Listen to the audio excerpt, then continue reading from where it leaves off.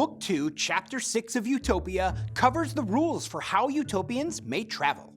In order to go to another town, they must ask for and receive special permission from the local government, and must also request a passport granted by the prince that establishes a time of their return.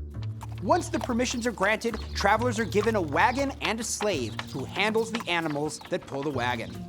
Anyone who stays out of town longer than one night must work while traveling.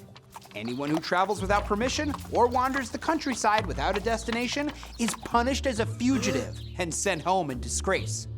Anyone who repeats this offense is condemned to slavery. So you can forget about a relaxing vacation if you're a utopian.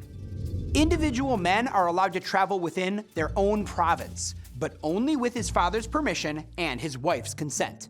And yes, he must continue to work. To keep people from misusing their time, Utopia has no taverns or brothels. All must live in full view, so there are no opportunities for misbehavior, conspiracy, or private commerce of any sort. Raphael goes on to describe the treasury of Utopia, saying Utopians value iron more than gold because of its greater utility.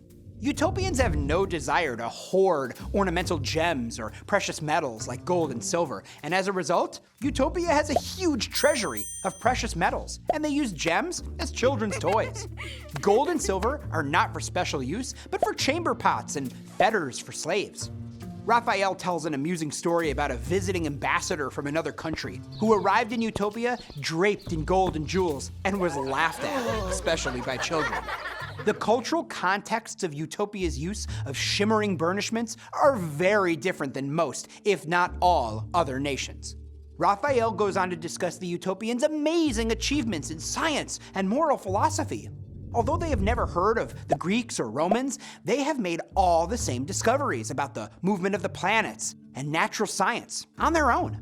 They also share a single religious principle: that the soul of man is immortal, and that God of his goodness has designed that it should be happy. Happiness to Utopians, however, lies not in pleasure, but in love and reason. They find it impossible to understand how people can find happiness in gambling, taking from others, or hurting the weak. In addition, Utopians value the pleasures provided through physical health and the sharpening of the mind. Utopian values are, in many ways, almost directly opposed to English values. Pleasures gained as a result of power over others have no place in Utopia.